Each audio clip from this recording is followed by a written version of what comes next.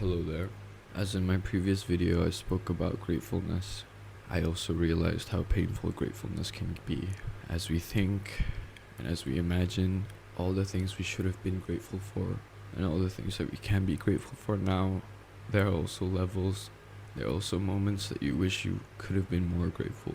Living with regret, living with the pain of regret is so heavy. It is so dreading.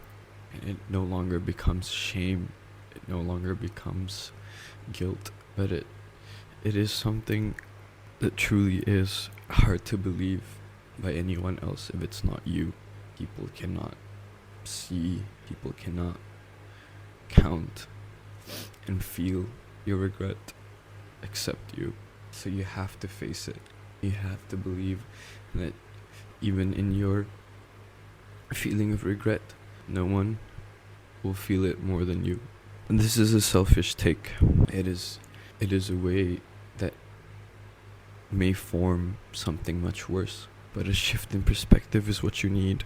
A shift in perspective is what I needed. I know that this feeling is mine. I understand that this feeling of regret is mine. Mine and mine alone. And no one else can take that from me. No one else can change that for me. And as cliche as it may sound, it's okay to not be okay.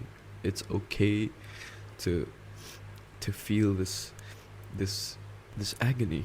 Things have been getting better, and I'm also faced with a lot more challenges than before. But even with everything that comes to me, even with everything that befalls itself upon me, there's hope. There is hope in that change. There's hope in myself, and I have that faith in me that things could get better for me. And you may have lost a loved one, you may have done something that you may regret, you may feel the shame, you may feel the guilt, and that's okay. But you have to understand that facing how you feel will also be painful, and much more painful than the shame and the guilt. It is much more painful than the guilt that you felt beforehand. You can't expect things to get better immediately. That is far too unfair for yourself. If you set limitations, if you set your own boundaries, if you choose to do all these things for the sake of yourself, I understand.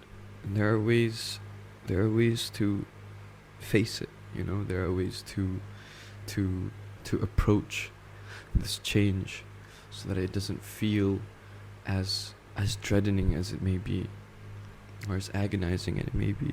Remind yourself that you put yourself through this. Remind yourself that this is the decision that you've made, the same way as you've made the decisions before. And you have to realize that how you feel is not in your control. And once you realize that it's not in your control, it's the moment that you are fully in control. That you get to choose to face how you feel, that you get to choose to do better for yourself, And there's not a lot of people that are willing to do that for you. Not many people are willing to do that for you except for yourself. I'm grateful to have had my mom. I'm grateful to have had my special person to stand with me through this. I understand that they cannot help me, but their support and their words mean so much in times like this. Their comprehension of this, it holds so much more weight than they could ever even imagine. To have love yourself, to have this feeling of, I need to forgive myself, is quite a hard thing to face. It's quite a hard thing to acknowledge, and it's like you're constantly beating yourself up over it. You're constantly beating it in your brain of the consequences of what you were doing. I had this argument with myself. I had this argument where, for what I've done, and if the person forgives me, then does that mean that there are no consequences to what I've done? There are no permanent consequences to what I've done? And is it fair to them that that you know I only can show and try to do better, but also when will they believe it? When will the trust be rebuilt? You sorry, this is a very very very very hard video for me to make, but I need to get this off my chest before it fucking explodes inside of me. I made a mistake, and the consequences of it are severe. The trust between me and someone will not be rebuilt unless I have committed a change and I have done something for myself that I can truly say and tell myself that I have changed. But even then, what is it to them? You know, they're the ones that are being hurt. They're the ones that are being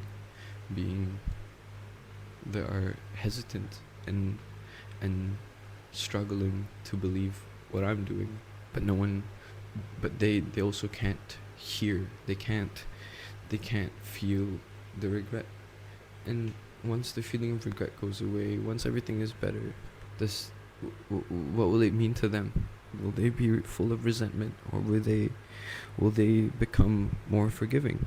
And is love always full of forgiveness? Is forgiveness part of love? And what sets the line of forgiveness? What sets the line of, what's the limits of these things? I realized that what I want is not something new, but only something new for myself. Meaning, if I know, when I know that things are better for me, and that I can go outside and walk outside and know that I won't make that same mistake again, regardless of any of the situations that I've been put in or that I will be put in, then that's only good enough for me, no? Like, what about them? What about the person that I'm in love with? I realize that it's not something as easy as just, oh, they forgive me. They are aware of the consequences, and I am well aware of the consequences of what would happen if I did make the same mistake again. And I cannot fall back on the excuse that, oh, I'm only human, and I can make mistakes. There's a reason why the decision was made. There's a reason why I'm built up the way that I am. But that doesn't mean that I don't get to choose. If I can choose to do something bad, that also means that I'm heavily as capable to do something good, and you are too. If I'm capable of causing pain, and I know the severity of that pain, then I'm also capable of giving love, and I know the heaviness of that love. Which part do I choose? Which path do I choose? Which decisions do I have to make next? It's like, it's so heavy. It's such a heavy thought, because you know that you don't want to do it again. You know that you don't want to make the same mistakes again. How will they know? How will people see it? Are we doing this for ourselves or for other people? It's like I'm working on many things at once, you know. I'm multitasking. I am putting myself through this for my own sake. I don't want it to be any different. I don't want it to be any other way, because I know this is what will work for me. Even if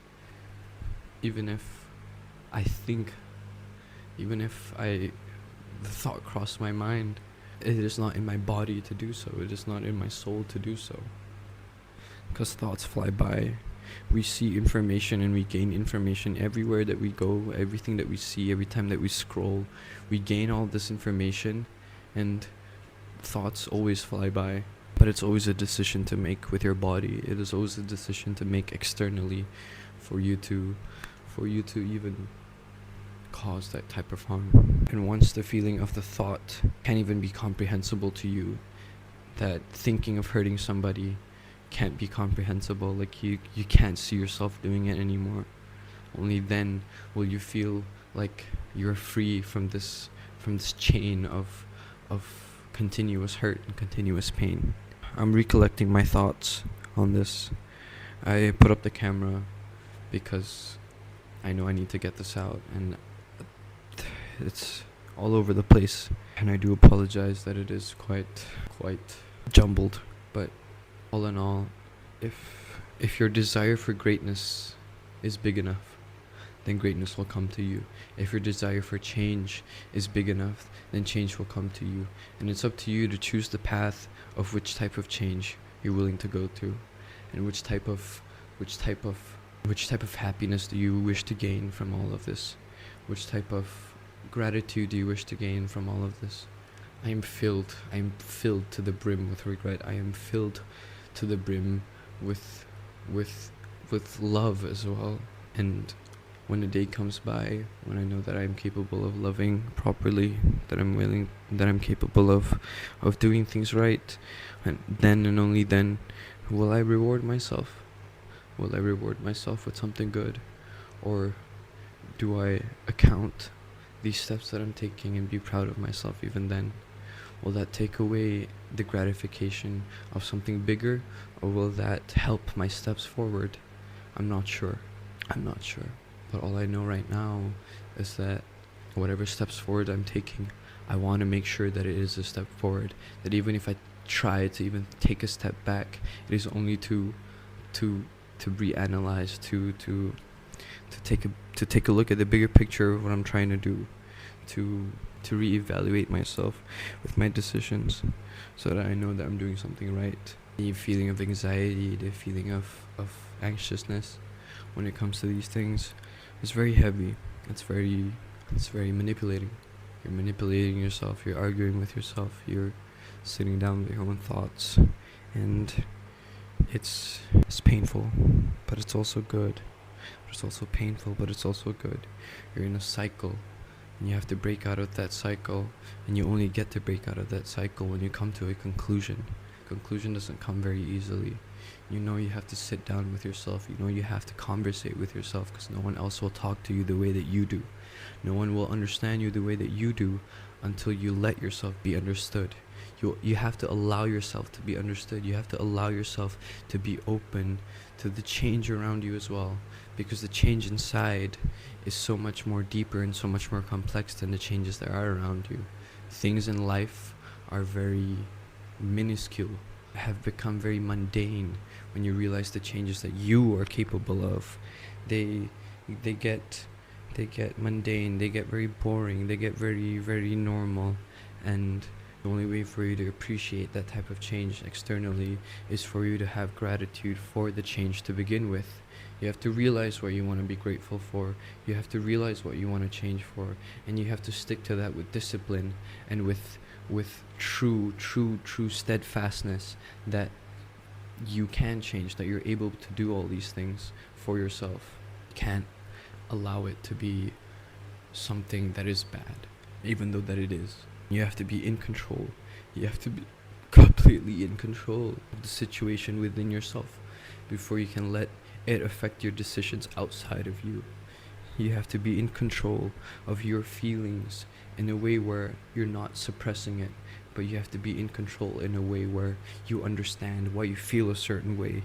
You have to be in control in a way where you understand and comprehend yourself and talk, and you feel yourself be understood. And only then you can allow yourself to be understood by other people. Only then you can allow yourself to be understood by the people around you, or whoever that is close to you. And you also have to understand that you cannot set expectations. It's just not fair to set expectations for them to see, oh, why don't you understand me? Why don't you, why can't you understand me? I tried to open up. I tried to open myself up to you. Why can't you understand me? Because you yourself haven't been understood. You don't understand yourself. So let it be very clear to yourself first before you can even judge others for not understanding you. You may have trouble understanding yourself, but sit down and really let it sink in. Let those thoughts sink in. Let it become and form itself into, whether it be a person, whether it be an object, or another feeling or another situation or a scenario for you to better understand it. Create analogies, create situations, create poems, art, whatever it may be. Why are artists so hard to be understood? Why are humans so hard to be understood? Why are we so limited to the capabilities and the labels that are already around us?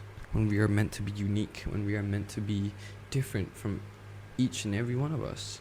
We are so different in every single possible way. Even though if you lived with someone for your whole life, when you were born up until now, doesn't mean that you've understood them fully, and doesn't mean that they've understood you fully. You have to realize that your life is so much more different. You also can find similarities. You can find similar things in our life with other people. But that doesn't mean that they fully understand you, though it might be a doorway, an open window for them to have a peek into your life, for them to have a peek into what you can become. And they may set expectations of you, and that's completely understood. That's completely fair. But it is up to you to meet that expectation or not, despite what they think, despite what they feel. It is up to you. You get to decide. You get to make that decision, and you get to do what is right for yourself. And remember that even in the feeling of regret, even in the feeling of whatever this is, whatever you're feeling right now, know that, at least tell yourself that your next steps wouldn't be full of regret. Don't lie to yourself any longer, and face the truth of what's going to happen. Face the truth. Face the consequences of truth before thinking of facing the consequences of lies. And be better for the sake of yourself. Don't falter to your own thoughts, and let your thoughts be beneficial to you. I feel like it really helps to just talk it out. And I'm conversing with myself. I'm not just trying to send a message. I'm conversing with myself. I'm trying to send a message to myself as well. And I hope you all are doing better. I hope you're doing well. I really do. I hope you guys can pray for me too. Pray that I can do better. Take care. Be safe. Assalamu alaikum.